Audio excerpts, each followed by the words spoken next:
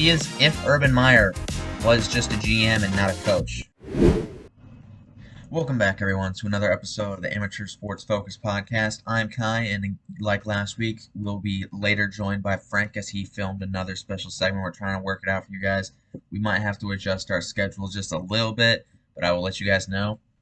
But yeah, welcome to another episode, and there was a lot that happened in the sports world in this time, especially with the NFL trade deadline that happened for the past, well, that ended on, Tuesday?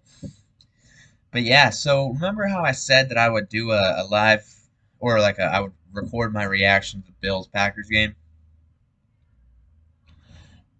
I did it, and I realized about maybe till halftime that I was sitting there silently, making the weirdest faces known to man, because my roommates were in here, and I was planning, I had my recorder, I had the camera set up, I was watching the game on my computer, and I was just sitting there, exactly like that, doing absolutely nothing, staring, watching as we ran the ball down 14 points. Excuse me? I get it. Yeah, like Aaron Jones did amazing. He ran for over 130 yards, but we were down 14 the entire time. It was like we weren't even trying to win. I get they're implementing stuff, and we probably weren't going to beat the Bills anyway, so it is kind of just a test game. But I mean, still, you got to try. Nothing hurts it worse than watching your team possibly have a shot at winning, but then they're not putting them in a place to win. And we lost by 10. If Robert Tonyan isn't called for that offensive pass interference, which it wasn't, offensive pass interference because he was just stronger than the cornerback. That's not his fault. The cornerback made illegal contact with him, which first off, Eric Stokes did that to Terry McLaurin, and somehow we lost the game on that, but then they don't call it on the Bills because the NFL is rigged and wants it to be a Bills-Chiefs AFC championship. So, I mean, the NFL has been so rigged this year that it's just kind of funny at this point. But yeah, they got to get calls consistent because I feel like they're probably losing fans, in all honesty. So, I don't know, because the illegal contact stuff, which has never been called, and now that they're calling the worst possible roughing the passer calls, makes absolutely no sense. Another thing that makes absolutely no sense, though, is the Phillies tying a World Series record for the most home runs hit in a game, and then following it up the day after with getting no hit. They have 5 bombs off of Lance McCullers, and then get no hit by Christian Javier and 3 other Astros. Tell me how that makes it at home too. I'm surprised their stadium was not burned to the ground when Philadelphia woke up today, because knowing Philly's track record with sports knowing Philly's track record with sports competitions, even if they win, the city burns to the ground. If they're playing terribly and get no hit in the World Series, how do you feel that that's going to happen? There were people leaving a World Series game in the 8th inning because their team was getting no hit. And props to the Astros because they were pitching well, obviously, and they fixed their problems from when they had 5 bombs hit off of them. But still, it's bad. That's the only way to say it, is it was bad. But, I mean, besides that, baseball has been pretty fun to watch this year, which is great. And I know I always stick by this where it's I won't watch baseball unless I care about the teams. And yeah, I don't care about the Phillies or the Astros. But it's the World Series, so I have to watch, and it is at least interesting. I think the Phillies can do it, I'll be honest. I mean, the series tied 2-2, so there's always a shot at that. Now, they're in Philly for one more game, I believe. Yes. Yeah, they're in Philly for one more game, and they head back to Houston. But they've split the series at every single place, so I'm not entirely sure that it's gonna go one way or the other. I think at this rate, if they keep flipping games, it will be Philly that wins, because they'll just win a game 7, just according to the math, essentially. So I want them to win because I don't like the Astros. The Astros cheat, or did cheat, sorry, and they're also in the AL, which means that they're in the Rays conference, so obviously I don't want them to win. But it'll be interesting. But the big thing I wanted to talk about was the NFL trade deadline. So we saw a lot of movement. We saw Bradley Chubb go to the Dolphins, and I know for a fact that Frankie's talking about that later, so I'm going to save that for him. We saw, well, Christian McCaffrey, we already talked about. We saw Calvin Ridley go to the Jaguars, which is hilarious because Calvin Ridley is suspended for this entire season for betting on NFL games. And the game that he bet on was for Atlanta to beat the Jaguars. And now he goes to Jaguars, which are a better team than Atlanta this year. So I think next year, when he's actually able to play, and he's still super young, that Trevor Lawrence in his third year, even though Trevor Lawrence is iffy at this moment, could get something else. Because right now, his number one wide receiver is Christian Kirk. And for everyone who doesn't know football, and your question is, who is that? That's a good question. But Calvin Ridley is great. So I think that'll make a big difference in that offense, especially with Etienne being an absolute beast in the backfield. So, yeah. What other trades were there? Why can I not remember anything right now? That's kind of the problem. Well, I can tell you one team that didn't make any trades, and that would be my Green Bay Packers. If you look at the Packers, you notice that there is one glaring hole on our team, and that is wide receivers. Think to yourself, name 3 wide receivers on the Packers. I'm a Packers fan, and I can only name 3. I can name no more than that. I have Allen Lazard, Randall Cobb, and Romeo Doubs. And obviously I name more than that. It's just for exaggeration. Don't call me a bandwagon because I for sure am not. But those aren't star players.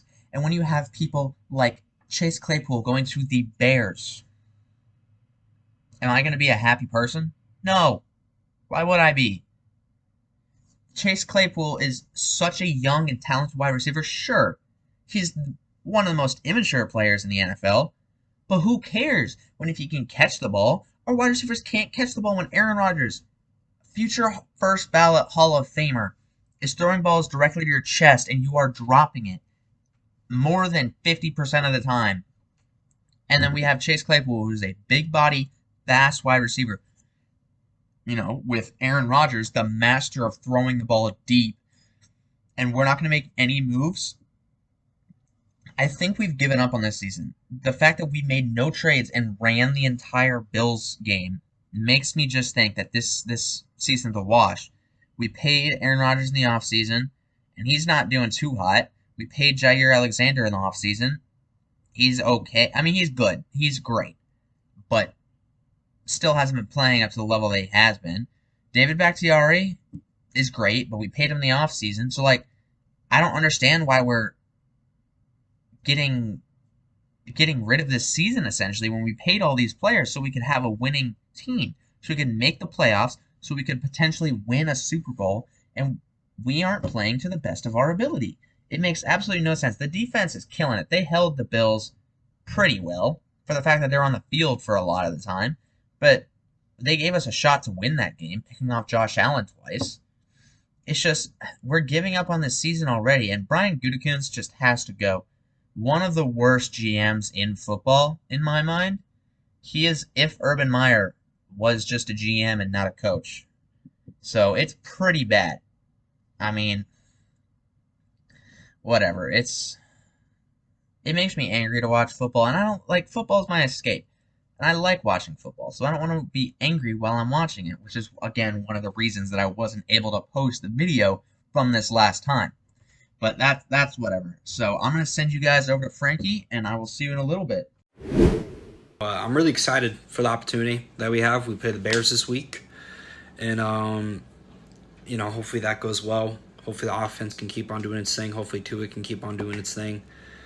And other than that, around the football league with T.J. Hawkinson going to his rival, the Vikings. Pretty bold move by the Lions, not gonna lie. But other than that, pretty solid for the Vikings since they're 6-1. But I don't know what the Lions were doing. Maybe they don't need to worry about them as much. I don't know. But yeah, and with back to the Dolphins situation right now, we're currently 5-3. Right now, we're third in the division because the Jets beat us, and it makes me feel good that now we extended Bradley Chubb, and that the Dolphins have their quarterback for the future because we gave up all the draft picks, and now we can try and go all in for this year. So why not us? why can't we go to the Super Bowl? You know, I mean, obviously it's a very slight chance because of the Bills and the Chiefs, but that's why we're getting Bradley Chubb to keep up with them. But yeah, pretty good so far. I hope they can do more. In the actual game now. Now that we're all focused and we all got our guy, we got our guy in Tua, and hopefully Kai's doing okay because I know the Packers are struggling a little bit, but they'll pick their feet back up. But yeah, hope they do good. And peace out, guys. And welcome back, everyone. So thank you, Frankie, for sending that in because I know you're busy with work and everything. But yeah, so a lot of stuff's happening, a lot of stuff that's looking good for Frankie's team, but not so much for any of mine. So take with that what you will. I'm not entirely happy about it, but it's something. So who really cares? I'll be honest. But yeah, what should we talk about now? See, I need you guys to send in listener questions. It's going to be so much easier to come up with content to send you guys just because it gives me something first, I can interact with the community that we have with our listeners and everything. Plus, it gives me more stuff to talk about, which is great. So I guess for right now, we can go over my projected winners and losers, and I'll go into it just because like we have a lot of time left, so might as well. What is this, week 9 NFL schedule? Yeah, sure is. Okay, tonight we have the Philadelphia Eagles against the Houston Texans. And if you add together the wins for both the Eagles and the Texans, there are 8 wins in total. The Eagles are 7-0. So take with that what you will. I'm going with the Eagles. Their spread is at 14 or minus 14. I'm taking that. I think that they just demolish this because the Eagles have shown no restraint with who they're playing. It doesn't matter if they're playing a JV team. They'll put up 70 on the board. They don't care. All of their players have been healthy, so they don't have a risk of injury. They run the ball all the time anyways, and they do it effectively. They're gonna murder the Texans, and it'll be probably not fun to watch. I'll be honest, because primetime games suck. But it'll still be pretty interesting to see, in all honesty. So, I mean, the Eagles are gonna win. That's all that I really have to say about this. Is that the Eagles are gonna destroy them. Then we have Packers and the Lions. And I want to say Packers, and I will say Packers, but I do see a chance where the Packers do not come out this one with a W. I mean, Aaron Rodgers did say that they just have to get one win and then they can get everything flowing, but the hard part of that is getting the win at this point, so I'm not entirely sure. Colts, Patriots, Jonathan Taylor's out, but Jonathan Taylor hasn't done anything this year. Patriots are terrible. Mac Jones does not represent Alabama. So I'm going with the Colts still, even though Matt Ryan... Well, no, Matt Ryan's not playing. He got bent. I forgot about that. Sam Ellinger. Yeah, Deion Jackson are going to take the dub over the Patriots. Bills, Jets. Bills. The Jets are doing pretty well, but James Robinson is not a fill-in for Breece Hall. So I think that the Bills are definitely going to come out of this one. They'll probably only win by like 10, because, I mean, the Jets beat us, and the Bills beat us, so I think it could be a good game. Plus, they're division rivals, which always brings about something in the players themselves. Chargers, Falcons. I'm going Chargers because I told you guys this was my bandwagon team this year. Vikings, Commanders. The Vikings are 6-1. They've only lost to the undefeated Eagles. So I'm going with the Vikings right here. I pray that the Vikings hit some form of road bump and just can't play football anymore, especially by the time that we play them for the second time in the year. But they're doing pretty hot, so I don't know how plausible what I'm saying is. Panthers, Bengals. Baker Mayfield's a fraud. PJ Walker is the second coming of Tom Brady. I mean, he beat Tom Brady. So we're going to go with the Panthers, even though they are playing the Bengals. But Jamar Chase is out, and Joe Burrow doesn't know how to play football without Jamar Chase, so I'm definitely going with the Panthers. The Raiders and the Jaguars. The Raiders put up, 0 points against the Saints last week? I'm going with the Jaguars. They're doing pretty well. Etienne could run for 8 million yards against the Raiders, just like Alvin Kamara did. So yeah, Dolphins, Bears. I hope the Dolphins destroy the Bears. Bears fans are getting confident, and who knows why. Their quarterback is one of the worst in the NFL. They have no wide. Well, now they have Chase Claypool, but they're not winning anything, and it's just astounding how people think they will. They're playing the Dolphins. Hopefully, that's just crushes spirits in the state of Illinois. That would be the happiest thing to ever happen to me. Like if the Packers lose, but the Bears lose, the day is a wash. Nothing's won or lost, so it's fine. Seahawks Cardinals. Seahawks Geno Smith for MVP. That's all I'm gonna say about that. Rams Buccaneers, and Cooper Kupp is hurt, I believe, but the Buccaneers have also not been good. So I think I'm gonna go Rams, just with that defense against a sputtering offense.